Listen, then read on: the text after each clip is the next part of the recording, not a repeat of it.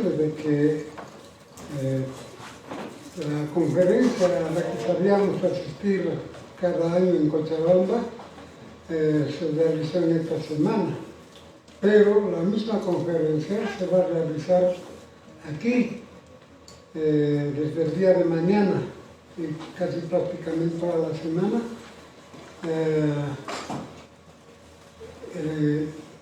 con los mismos expositores que estuvieron allá en Cochabamba, o sea, es presencial.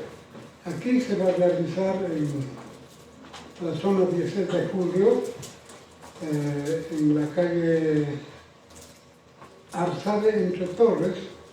Es una iglesia de los amigos, y los que tienen interés en participar pueden llamar. Hemos colocado en el WhatsApp de la iglesia la dirección, o si no, hablar también con la hermana Liz o también con Ovidio. Ellos conocen más de cerca acerca de esta conferencia, y es importante que se inscriban los que van a participar, porque también ellos van a proveer algún material que ustedes van a tener, ¿no? Así que están cordialmente invitados. Muy bien, hermanos. Bueno, también estoy olvidando, en el primer turno hay una pareja que se congrega, el hermano Pastor Condori y su esposa Ramona. Ellos vienen desde Tuni. Lamentablemente nuestro hermano ya es de edad, parece que está muy tranquilo y bien, parece que está mejor que yo, pero resulta que ahora de pronto se siente mal, ya no puede caminar, ya la vista también ya no puede ver, y él viene desde la localidad de Tuni. Cada domingo él siempre está temprano en la mañana. Y también la semana pasada, el anterior domingo, después de que vino y cuando él estaba retornando a la casa, el minibús donde iban y donde tenía que bajar él, cuando paró, había parado cerca de un pozo, ¿no? Y lamentablemente, como el hermano ya no ve, bajó y se entró al pozo, y él está muy delicado ahora, ¿no? Porque tiene contusiones en diferentes lugares del cuerpo, y él nos ha pedido que podamos orar por él, ¿no? Y tampoco él ya no va a poder asistir puntualmente o cada domingo, sino pero va a ser de tiempo en tiempo, pero nosotros vamos a estar orando por él, ¿no? El hermano Pastor Condor y su esposa doña Ramona, ¿ya? No se olviden. Muy bien, hermanos, vamos a abrir nuestras Biblias en 1 Juan capítulo 3. 1 Juan capítulo 3. Y vamos a leer del versículo 4 hasta el versículo 9.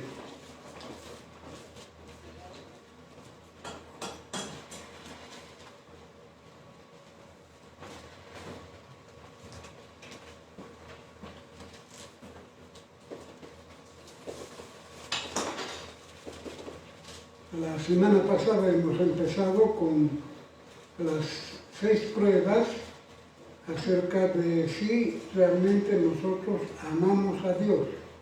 No se olviden, estamos viendo si realmente nosotros amamos a Dios.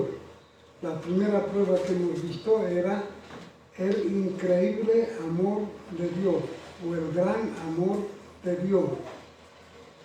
Ahora, en esta vez vamos a ver el verdadero creyente se aleja del pecado, o se aparta del pecado, ¿no? El título de nuestro tema hemos colocado: el que ha nacido de Dios no practica el pecado. Dice así la palabra del Señor. Todo aquel que comete pecado infringe también la ley, pues el pecado es infracción de la ley. Y sabéis que Él apareció para quitar nuestros pecados, y no hay pecado en Él. Todo aquel que permanece en Él no peca. Todo aquel que peca no le ha visto ni le ha conocido. Hijitos, nadie os engañe. El que hace justicia es justo, como Él es justo. El que practica el pecado es del diablo, porque el diablo peca desde el principio.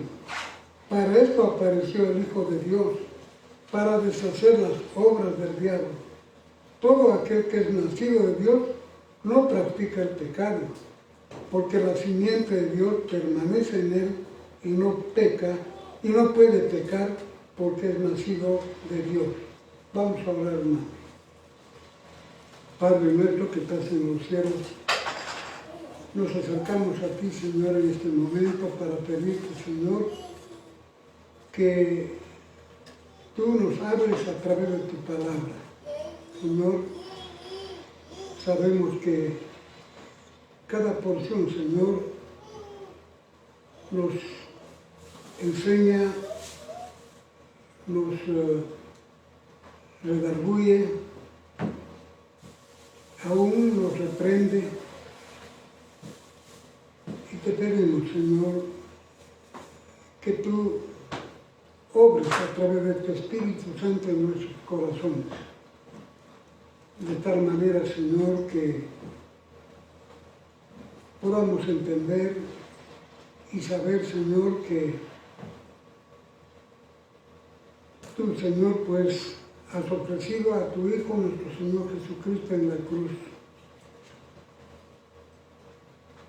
Y por esa obra, Señor, pues nosotros podemos acercarnos a ti. Podemos ser hijos tuyos, nacidos de ti. Y que este hecho único y tan maravilloso, Señor, pues que nos desafía a cada uno de nosotros también para amarte a ti, Señor. Enséñanos, Señor, a través de tu palabra. Te lo pedimos en el nombre de tu Hijo, nuestro Señor Jesucristo. Amén. Amén. Bueno, como hemos dicho que en esta ocasión vamos a ver la segunda prueba de que sí realmente nosotros amamos a Dios.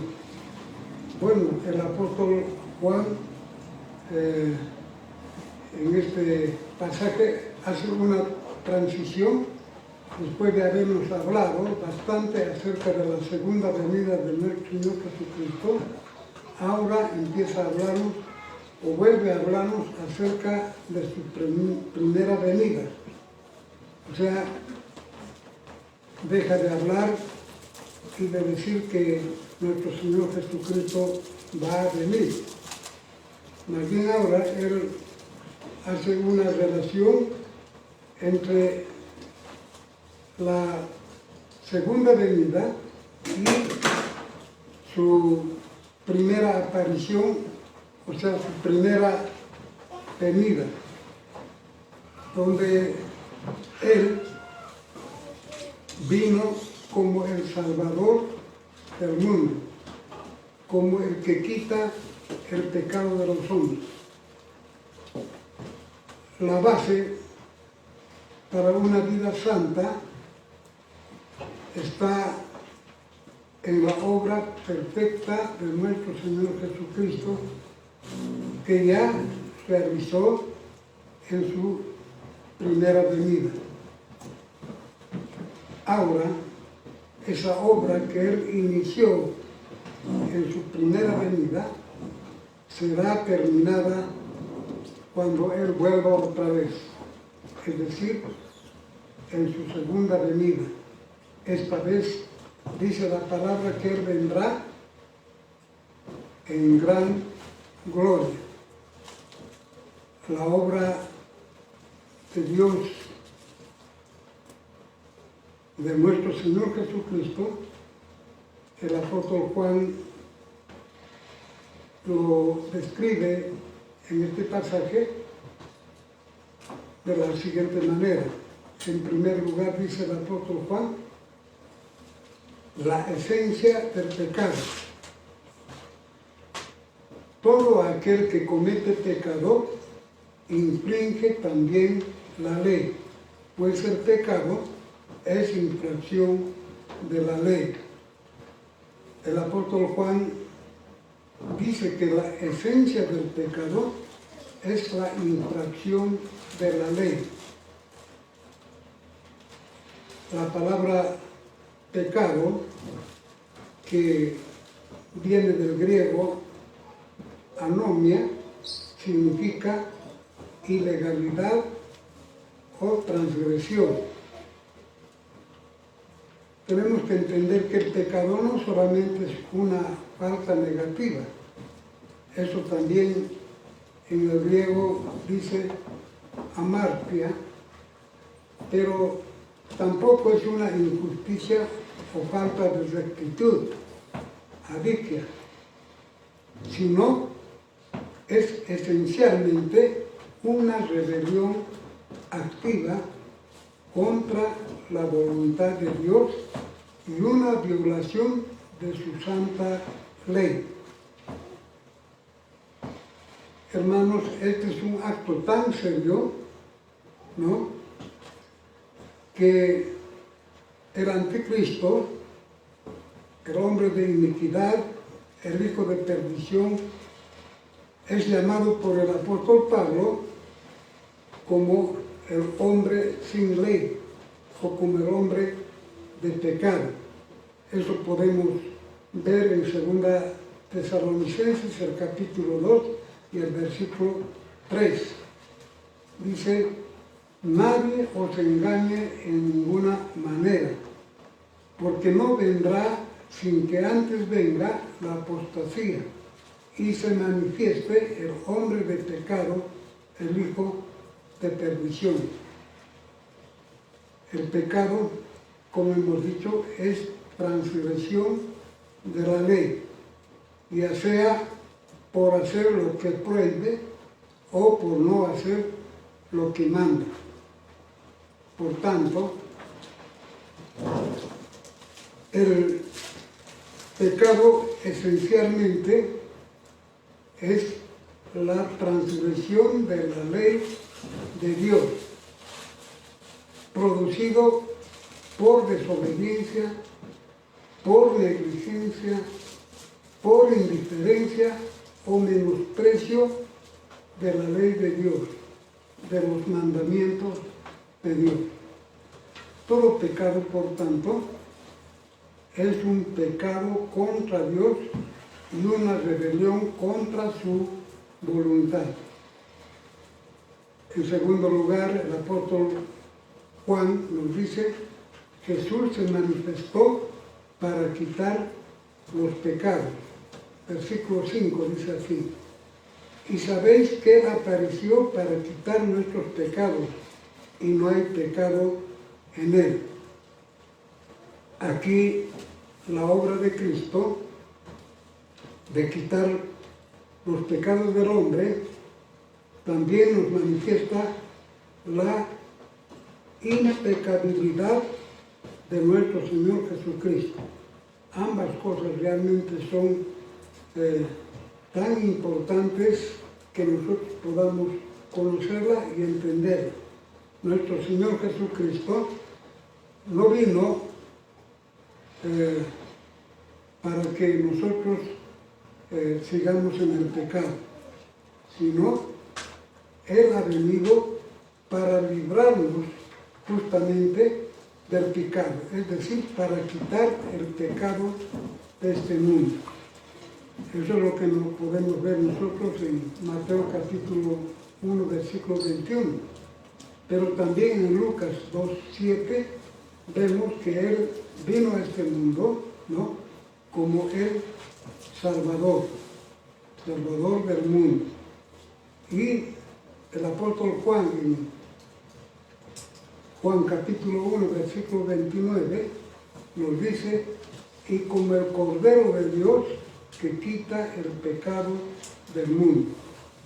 Él vino como el Cordero que quita el pecado del mundo. ¿No? ¿Para qué? Para que nosotros podamos creer en Él y librarnos de la vida del pecado. Porque Él murió en nuestro lugar. Él llevó en su propio cuerpo nuestros pecados. Él tomó sobre sí mismo nuestros pecados.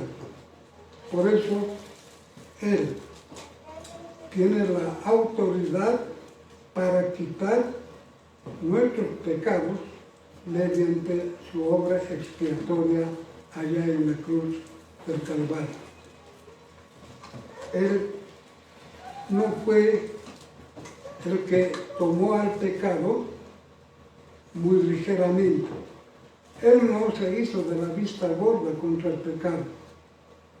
Él fue traspasado por nuestras rebeliones, molido por nuestros pecados. Se hizo pecado por nosotros.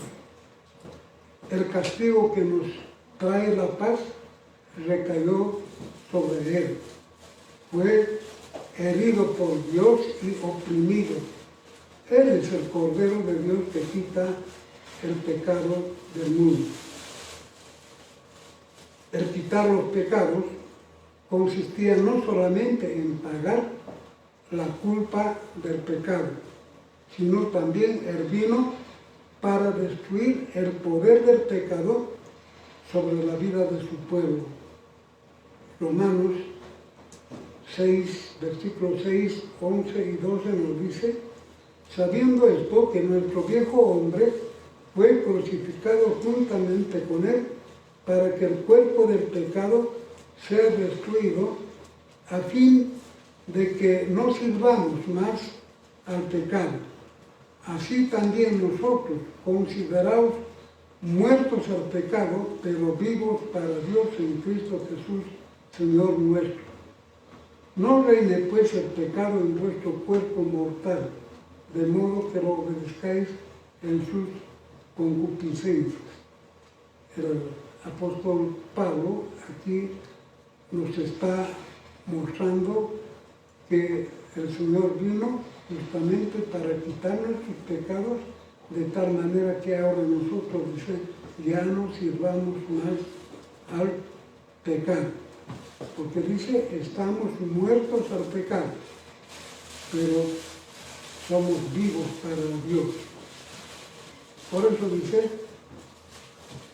el pecado no puede reinar más en nuestro cuerpo. De tal manera que nosotros no tengamos que obedecer y andar en pos del pecado. El apóstol Juan, en tercer lugar, nos dice, el que permanece en Cristo es justo. En versículos 6 y 7 dice, todo aquel que permanece en Él no peca. Todo aquel que peca no le ha visto ni le ha conocido. Hijitos, nadie os engañe. El que hace justicia es justo, como Él es justo. En Cristo no hay pecado. Por eso, Jesús y pecado nunca pueden estar juntos. Es total y completamente contradictorio. Esto necesariamente resulta, quien permanece en Él no practica ni vive en el pecado. Esto es muy importante, hermanos, que podamos entender. Quien dice que permanece en Él no practica ni vive en el pecado. El verdadero cristiano permanece en Cristo. Es como la rama de la vid. Nuestro Señor Jesucristo es la luz, la vida, la gracia, la santidad, la sabiduría. Es el poder, el gozo, la paz y el consuelo. El pecado se produce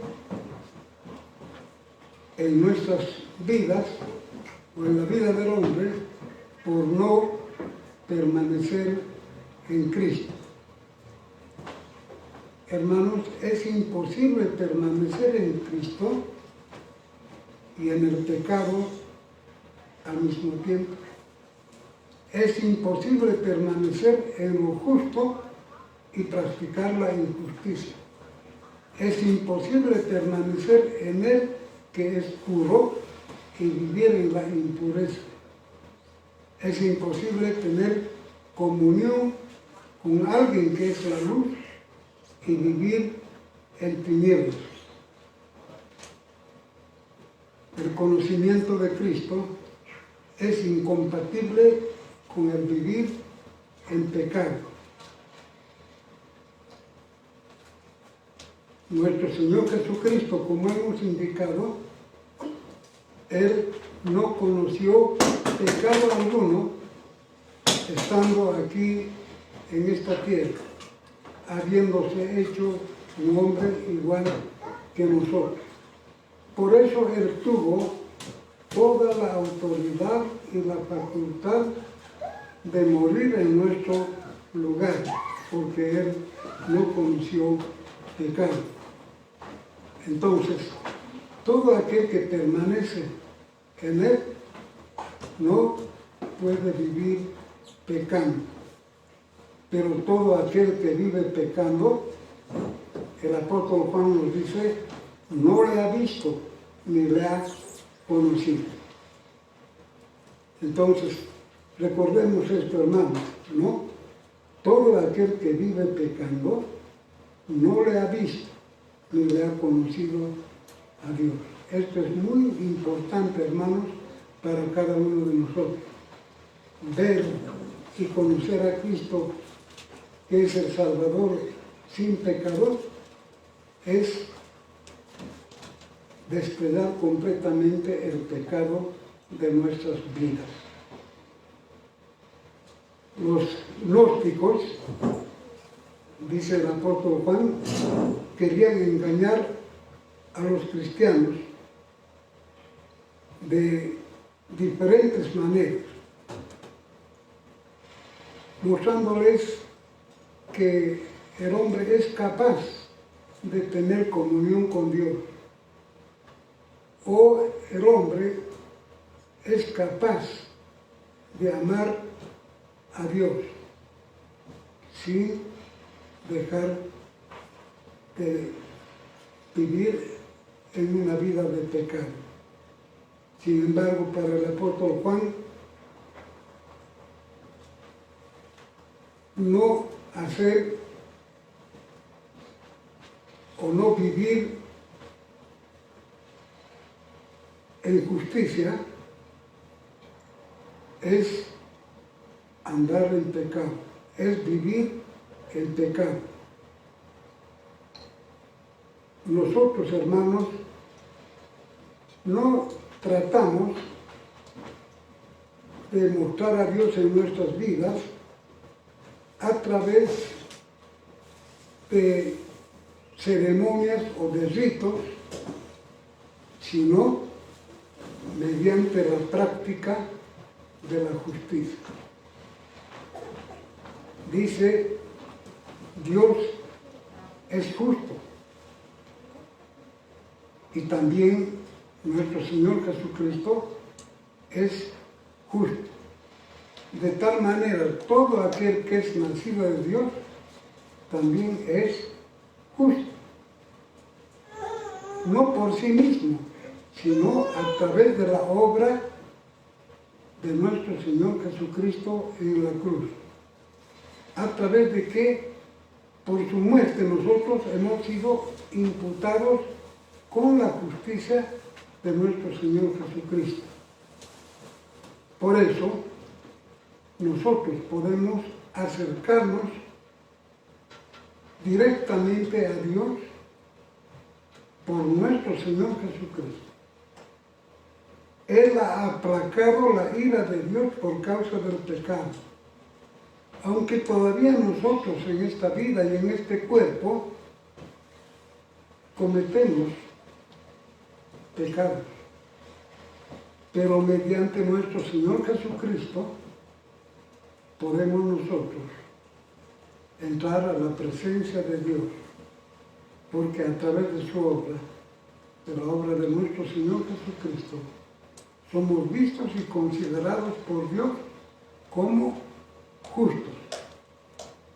Por eso, hermanos, el creyente vive en una vida de justicia. Eso significa lo que Dios ha hecho en cada uno de nosotros. Primero, el haber nacido de nuevo. Eso ya hemos leído anteriormente en Juan capítulo 3, versículos 3 y 5, cuando el apóstol Juan decía, respondió Jesús y le dijo, de cierto te digo que el que no naciere de nuevo no puede ver el reino de Dios. Versículo 5 dice, respondió Jesús, de cierto te digo, que el que no naciere de agua y del Espíritu no puede entrar en el reino de Dios. Nuestro Señor Jesucristo, en estos versículos, Él estaba diciendo cuán importante, imprescindible, necesario es que nosotros tenemos que nacer de nuevo. Cuando nuestro Señor Jesucristo decía estas palabras, Él estaba hablando con uno de los hombres principales dentro de los judíos, que era Nicodemo, quien le había ido a buscar de noche, y él no entendía cuando dijo estas palabras, y por eso este hombre estaba diciendo, ¿cómo es eso? Yo siendo ya viejo, tendría que entrar otra vez en el vientre de mi madre y nacer de nuevo. Pero nuestro Señor Jesucristo estaba hablando del nacimiento espiritual que debe operarse en toda persona. Luego también el apóstol Pablo nos dice que somos una nueva criatura. Ese versículo bien conocido en 2 Corintios capítulo 5, versículo 17 dice, de modo que si alguno está en Cristo, nueva criatura es, las cosas viejas pasaron y aquí todas son hechas nuevas. Hermanos, si estamos en Cristo, si permanecemos en Cristo, ya somos nuevas criaturas. Ya somos hijos de Dios. Toda nuestra vida pasada ya no hay más. Ahora todo es nuevo. Podemos decir que el viejo Gabriel, con su vida pasada, ya ha muerto. Ya no existe más. Ahora es un nuevo Gabriel, es un nuevo hombre. Es una nueva vida. Y esa es la vida que todos los creyentes debemos vivir. Por eso otra vez el apóstol Pablo en Efesios 4, 24 nos dice, vestidos de nuevo hombre, creado según Dios en la justicia y santidad de la verdad. Si realmente nosotros hemos sido creados por Dios, hemos nacido de Dios, dice el apóstol Pablo, ¿no? Dice, en la justicia y santidad de la verdad. Hemos sido creados para la justicia y la santidad. Y esa es la vida, dice, que debemos llevar cada uno de nosotros. Lo mismo dice en Colosenses capítulo 3, versículo 10, y de vestidos del nuevo, el cual conforme a la imagen del que lo creó, se va renovando hasta el conocimiento pleno. Hermanos, nosotros hemos sido creados, dice, a la imagen de Dios, a la imagen de nuestro Señor Jesucristo. ¿Y qué es lo que tiene que ocurrir? Dice, ser renovados continuamente hasta el conocimiento total, completo y pleno, dice el apóstol Pablo. Luego, también el apóstol Pedro nos dice que ya tenemos nosotros la naturaleza divina. En 2 Pedro capítulo 1, versículo 4 nos dice, por medio de las cuales nos ha dado preciosas y grandísimas promesas, para que por ellas llegaseis a ser participantes de la naturaleza divina, habiendo huido de la corrupción que hay en el mundo a causa de la concupiscencia. Ahora, dice, cada uno de nosotros somos participantes. Tenemos la naturaleza divina, tenemos la naturaleza de Dios. También el mismo apóstol Pedro nos dice que ya ha sido implantada en nosotros la simiente incorruptible de la palabra de Dios. Dice el capítulo 1 de 1 Pedro, versículo 23, siendo renacidos no de simiente corruptible, sino de incorruptible, por la palabra de Dios que vive y permanece para siempre. Hermanos, ya no solo somos carne, sino ahora hemos nacido, o sea, cuando hemos nacido de nuevo, dice, no, hemos nacido de una simiente incorruptible. Y eso dice a través del conocimiento de la palabra de Dios, que vive y permanece para siempre. ¿Qué es lo que nos sostiene continuamente? No es otra cosa sino la palabra de Dios. A través de ella nosotros sabemos que no solamente nuestra salvación y el perdón de nuestros pecados es para esta vida, para este cuerpo, sino, él dice, por siempre, para la eternidad.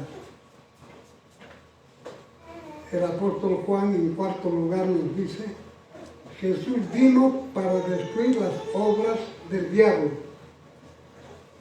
El versículo 8 dice, el que practica el pecado es del diablo, porque el diablo peca desde el principio. Para esto apareció el Hijo de Dios, para deshacer las obras del diablo. Nosotros sabemos que el diablo es el padre del pecado. El pecado viene de él. Él pecó al desobedecer a Dios. Dios creó a Satanás, el diablo, en principio, como el ángel más hermoso. Era uno de los ángeles más principales que Dios había creado. Pero él se rebeló contra Dios queriendo ser igual que Dios. Y por eso cayó, dice, en pecado desde un principio. Cada pecado, cada pensamiento impuro, una palabra falsa, nos hace sucumbir a la influencia del diablo. Y de esta manera estar en rebeldía contra Dios. Y cuando no solo pecamos, sino practicamos el pecado, cuando no solo somos cogidos por él, por Satanás, sino la ejercemos continua y conscientemente y aún permanecemos en él, entonces no solo que hemos sucumbido por una ocasión a la tentación del diablo, sino que el apóstol Juan dice que somos del diablo, porque hemos sido arrastrados por el pecado en rebeldía contra Dios. Como hemos dicho, el diablo es el padre del pecado. Y sabemos que el pecado produce muerte. El diablo vino para robar, hurtar, matar y destruir. El diablo es un asesino y un ladrón. Es un mentiroso y un engañador. El diablo es uno de los tentadores y el destructor. Él es la serpiente seductora y el dragón devorador que dice la palabra del Señor. En cambio, nuestro Señor Jesucristo, el Hijo de Dios, no vino solo para quitar los pecados de los hombres, sino también para destruir las obras del diablo. Nuestro Señor Jesucristo derrotó en la cruz del Calvario a todos los principados y potestades del diablo. Él triunfó a las obras del diablo, los destruyó, porque Él, es decir, Cristo, no solamente que murió en la cruz, sino que Él resucitó en el tercer día. De ahí es que nosotros podemos decir que nuestro Señor Jesucristo lo derrotó completamente a las obras del diablo. La palabra destruir viene del griego katarkeo. No significa aniquilar, sino privar de fuerzas, dejar inoperante. La destrucción fue una liberación, como si las obras diabólicas fueran cadenas que nos ataban. Sin embargo, tenemos que saber que nuestro Señor Jesucristo, al derrotar a Cristo en la cruz, ¿no?, Él lo doblegó completamente, de tal manera que podemos decir que lo dejó sin fuerzas,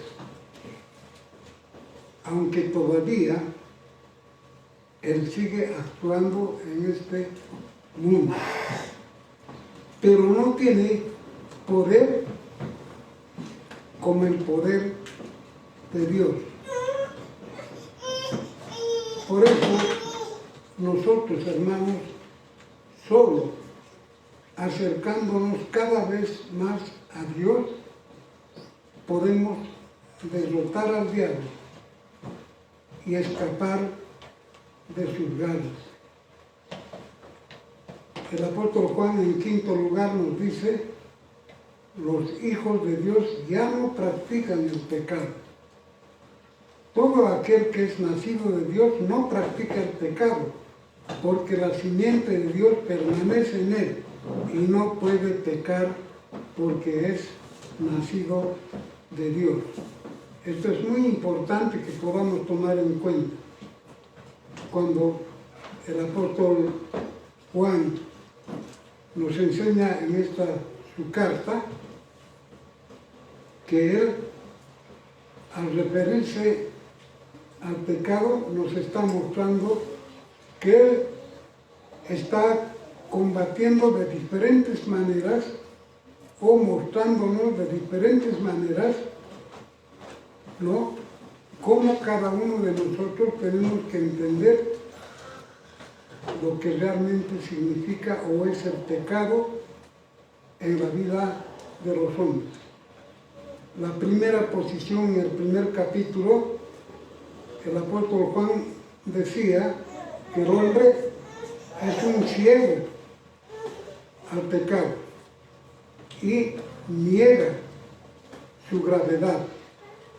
Ahora el apóstol Juan en este capítulo 3 dice que el hombre es indiferente al pecado y niega su gravedad. A esta posición el apóstol Juan dice que en el capítulo 1 el pecado es universal. El pecado afecta a todos los hombres. Y en el capítulo 3 nos dice la incompatibilidad del pecado en el cristiano. Es decir, que el cristiano ya no puede vivir más en el pecado. Pecar aquí es un término o un verbo en el presente. Esto significa que el cristiano no puede vivir en la práctica y en el hábito del pecado. El cristiano no puede vivir deliberadamente e insistentemente en el pecado. El pecado ya no puede ser, ya no es la forma de su vida. En griego el verbo pecar expresa acción continua y no solo una acción puntual. Por lo tanto, al usar el tiempo presente, Juan está diciendo que el creyente no puede practicar el pecado como un hábito. El pensamiento que Juan nos dice en este versículo 9, el que ha nacido de Dios no puede andar en pecado, aunque dice ocasionalmente el creyente puede caer en pecado, pero no puede practicar o seguir practicando el pecado. No puede continuar en el pecado. El pecado voluntario es una conspiración contra el amor de Dios, el Padre. Es contra el sacrificio expiatorio de nuestro Señor Jesucristo en la cruz. Es contra la obra regeneradora del Espíritu Santo. En este versículo 9, el verbo pecar, como hemos dicho, se encuentra en tiempo presente, lo cual significa que se trata de una acción permanente o constante.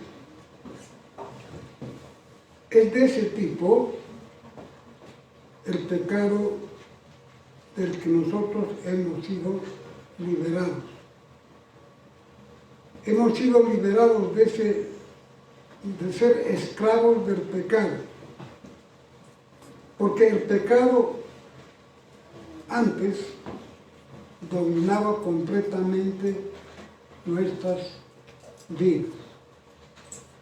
Más aún, la vida de pecado nos satisfacía y complacía a nuestro cuerpo. Sin embargo, ahora que hemos creído, ahora que somos hijos de Dios, ahora que hemos nacido de Dios, ¿no? Dice el apóstol Juan, ya no podemos practicar el pecado.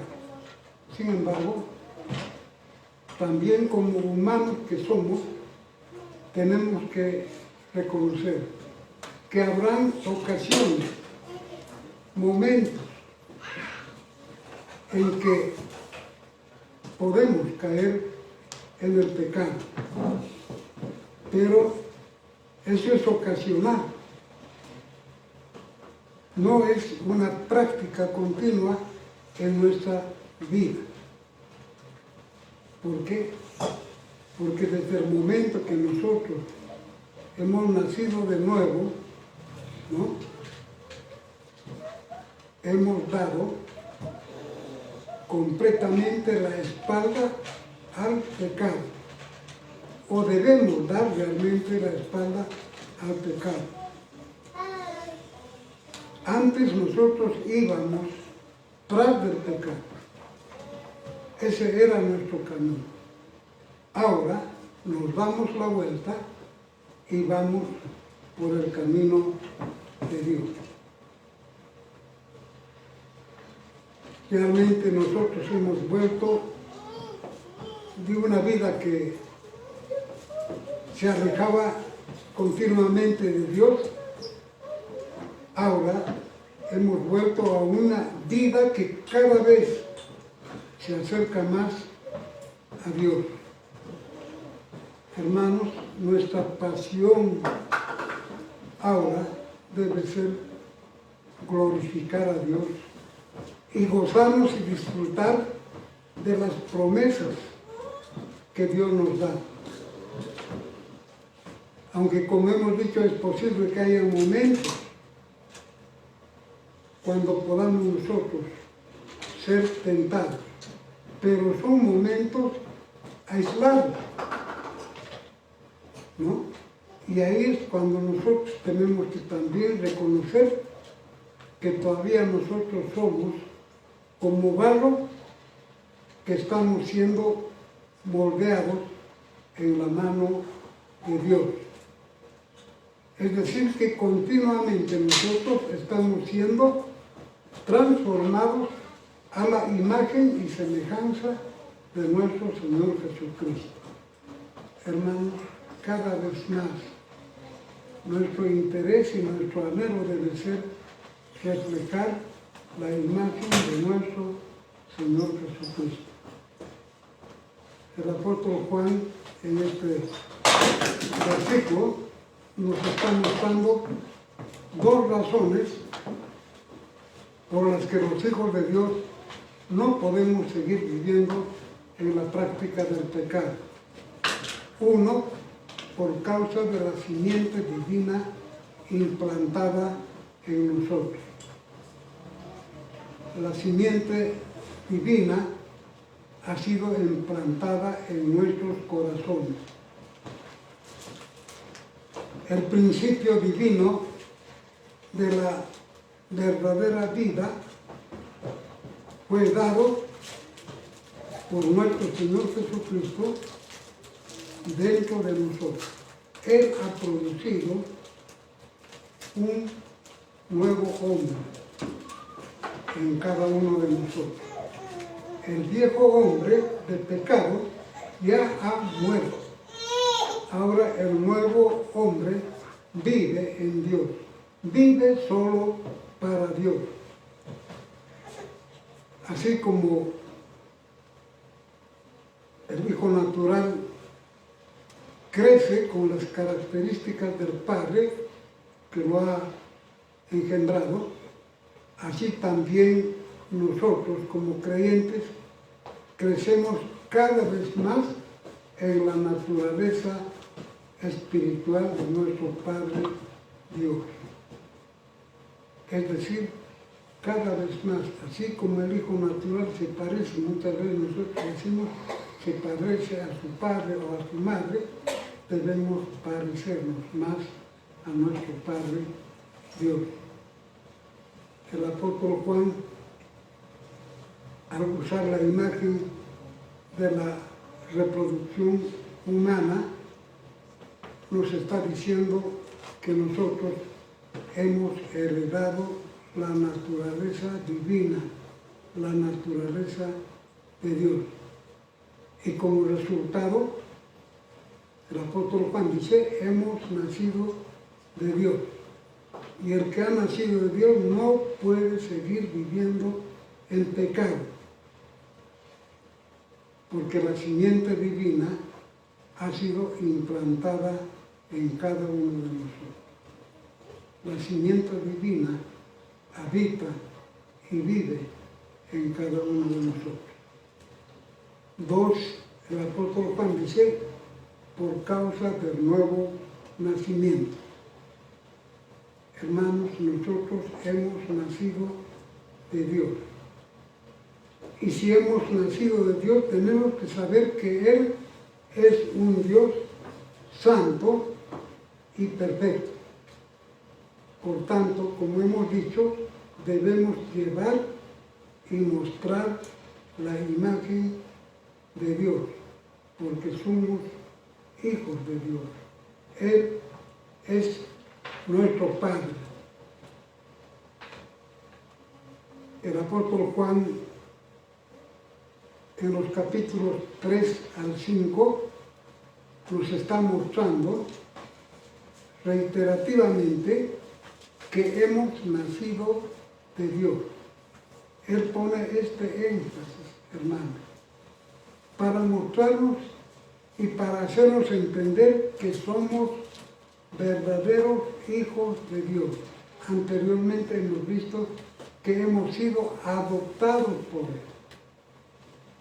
De tal manera que todo lo que le pertenece a Él nos pertenece a nosotros, porque Él es nuestro Padre. Nosotros hemos heredado todo de nuestro Padre Dios, juntamente con nuestro hermano, que es nuestro Señor Jesucristo. Hermanos, por eso es importante que recordemos que como hijos de Dios ya no podemos vivir en la práctica del pecado,